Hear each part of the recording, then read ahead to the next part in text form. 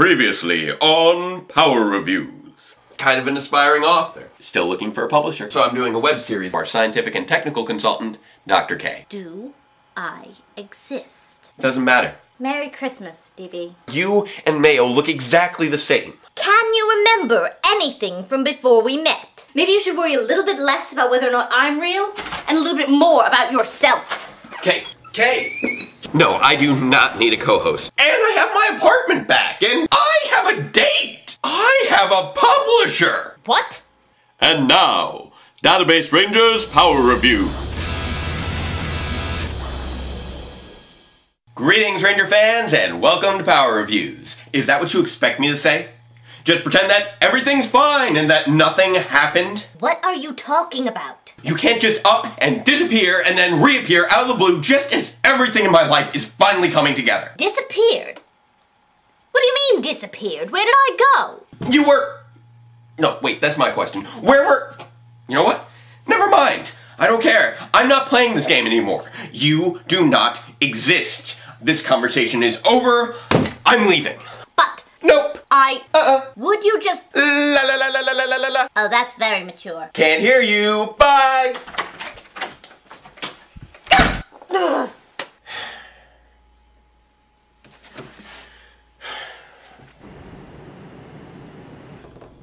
Hi there. How are you doing? Yes. I was told to be here at Database Ranger. I'm an author. I have two. Right this way. Okay.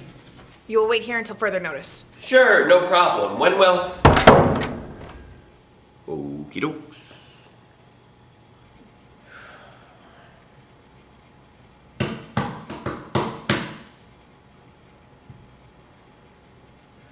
Greetings, Ranger fans, and welcome to the waiting room. Why is she back? I mean, I know that she's not real. She can't be real. Real people don't just pop in and out of existence. And she's from the show. She can't be from the show. I mean, she's not Olivia Tennant. She's just Kay. But she looks like Mayo. But maybe Mayo looks like her. Just think it through. Think it through. Think back to the show. Think back to the episode. Just think through the episode, and maybe you can make sense of all this.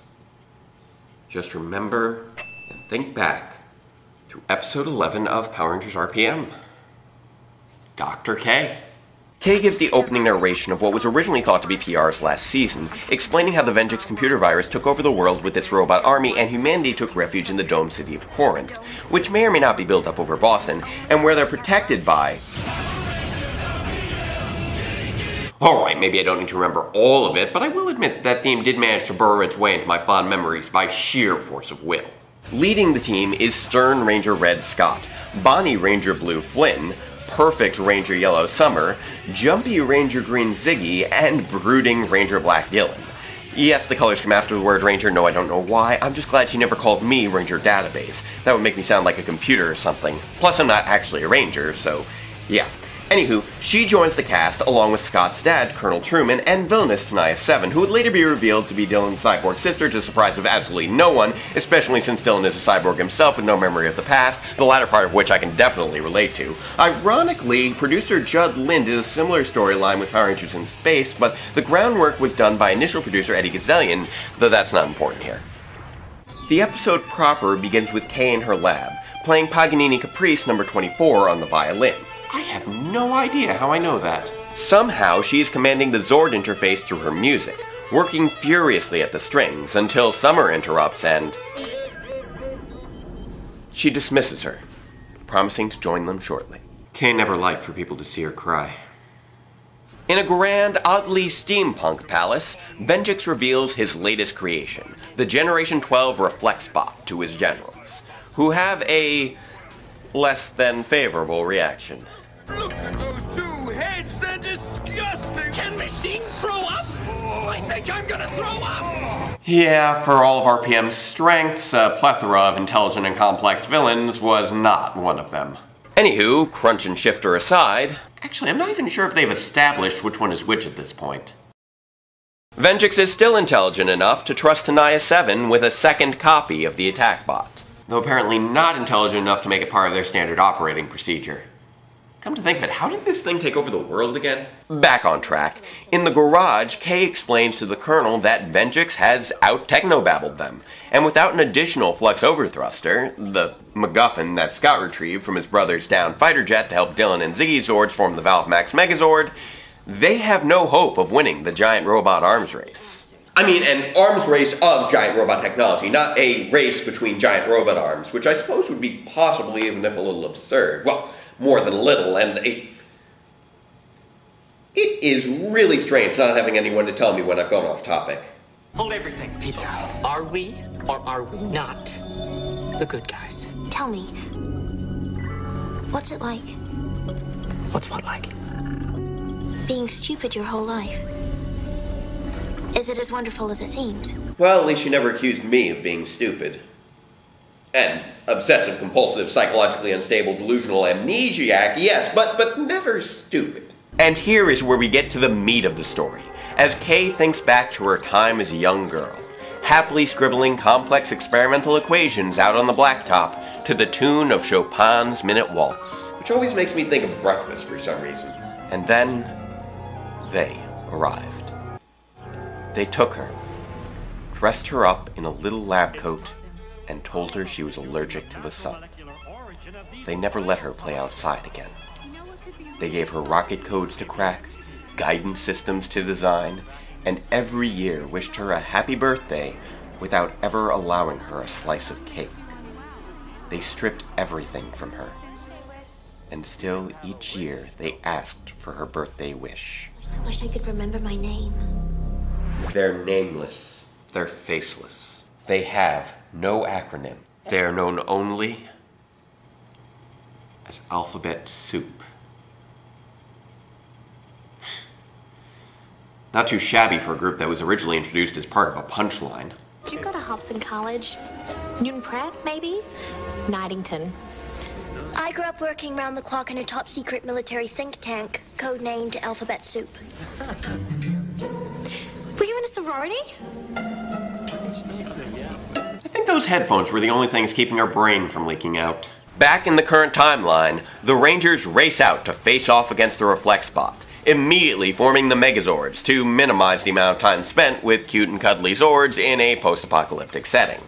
Unfortunately, once the Rangers discover the bot's ability to materially reproduce any solid object captured in its optics, they find both the Valve Max and the high-octane Megazords to be quickly laid out by their own weapons.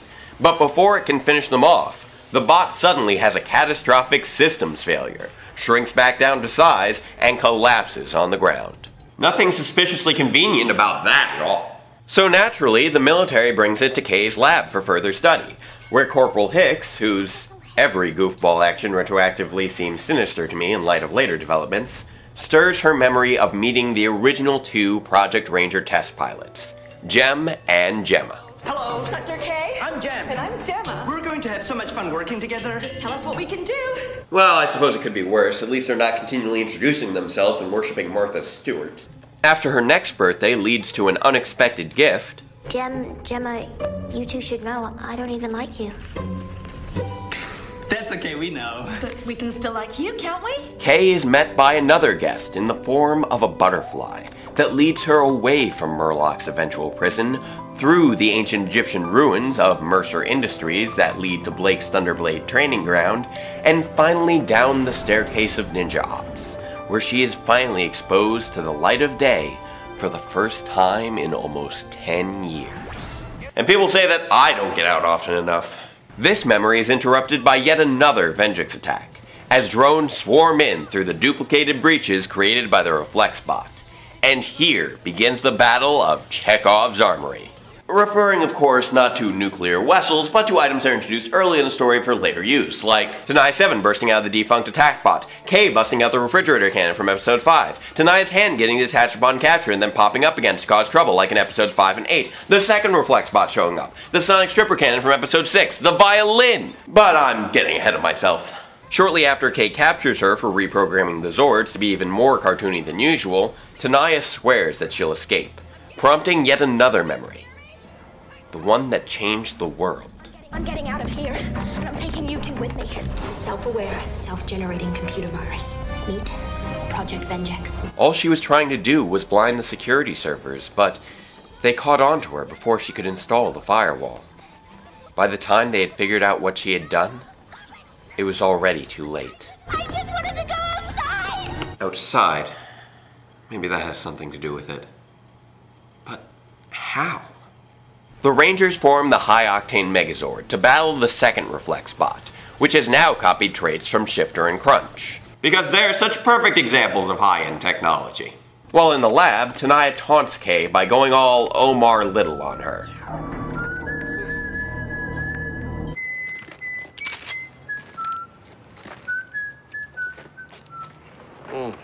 She stands alone. Have I even seen The Wire? The taunt strikes a nerve, and she goes berserk with the sound cannon, remembering how the world fell under Vengex control. We see her recording the emergency message from the premiere, albeit a bit more frantically than it came across there, and grabbing the cloak that she would later wear in another earlier episode. I've really got to figure out how tenses work in anachronic storytelling. But before she can leave with the Project Ranger technology, her handlers show their true colors, refusing to allow the secret of Vengex's origins to escape the facility. This is quickly followed by Jem and Gemma showing their true colors, in a fairly epic case of Beware the Silly Ones. I'm glad we're friends. Oh yes, so Are we? Before she can talk them out of it, they race off for the Gold and Silver Series technology, disappearing in an explosion of debris. She lost her only friends. I can't blame her for having so much trouble making new ones. Or for wanting to have them psychologically vetted first, all things considered. Back in the lab, Tenaya prepares to finish Kay off with the Reflex Bot mirror. Thanks. I've really been wanting one of your sound cannons. She knows what that thing does, right? Well, I guess I'm not asking what she does in her spare time. In a stroke of brilliance, Kay dodges aside at the last second, creating the duplicate flux overthrusters she so sorely needed. Not entirely sure how she manages to run over and grab it so fast, though, or why Tenaya doesn't try to stop her during the ensuing Zenith Megazord transformation, but maybe I should instead just focus on the awesomeness of a giant robot with crocodile feet doing a flying kick through a mirror.